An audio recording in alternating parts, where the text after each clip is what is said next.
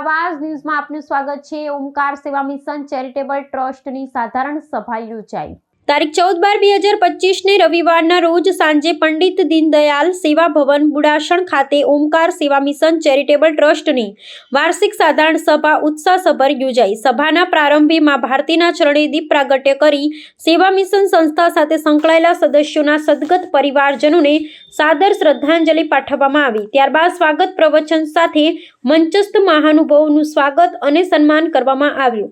આ પ્રસંગે પૂર્વ નાયબ મુખ્યમંત્રી નીતિનભાઈ આર પટેલ, મહેસાણા ડિસ્ટ્રિક્ટ બેંકના ચેરમેન વિનોદભાઈ આર પટેલ, જનજાતિ નગરીય આયામના પ્રાંત મંત્રી ડોક્ટર હસમુખભાઈ પટેલ, જનજાતિ કલ્યાણ આશ્રમના પ્રાંત કોષાધ્યક્ષ ડોક્ટર વિનોદભાઈ પટેલ, અરવિંદભાઈ પંડ્યા, રમેશભાઈ પંડ્યા તથા સેવા મિશન સંસ્થા સાથે સંકળાયેલા કાર્યકર્તા ટીમ મળી કુલ 200 સંખ્યા ઉપસ્થિત રહી।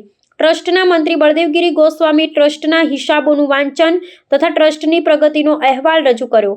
ડોક્ટર હસમુખભાઈ પટેલે જનજાતિ કલ્યાણ આશ્રમની ગતિવિધિની માહિતી તથા chief adviser Natubhai R Patel Dang આહવાના સેવા કાર્ય વિશે વિગતે સમજ આપી। નીતિનભાઈ પટેલ સાહેબે પોતાના પ્રવચનમાં સેવા મિશનના ઉત્તમ સેવા કાર્યોને બિરદાવ્યા હતા। ટ્રસ્ટના પ્રમુખ જગદીશભાઈ બી પટેલે ડાંગ, આહવા, દાંતા, અંબાજી તથા પૂર્વોત્તર ભારતના ત્રિપુરા રાજ્યમાં સેવા મિશન દ્વારા થતા ઉત્તમ સેવા કાર્યોને યાદ કરી કાર્યકર્તાઓના ઉત્સાહને બિરદાવ્યો હતો। વિશેષમાં જનજાતિ કલ્યાણ આશ્રમની કડીની નગરીય સમિતિનું ગઠન કરી સમિતિના 21 સભ્યોનું ખેસથી સન્માન કરવામાં આવ્યું।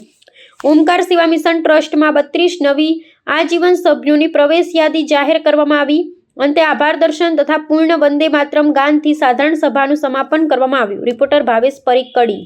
આવા ન્યૂઝ જોવા માટે સાબર આવાજ યુટ્યુબ ચેનલને સબસ્ક્રાઇબ કરો અને લાઇક કરો, જેથી હવે પછીના દરેક સમાચાર સબસ્ક્રાઇબ કરેલા હશે તેઓને નવા સમાચારની માહિતી મળી જશે।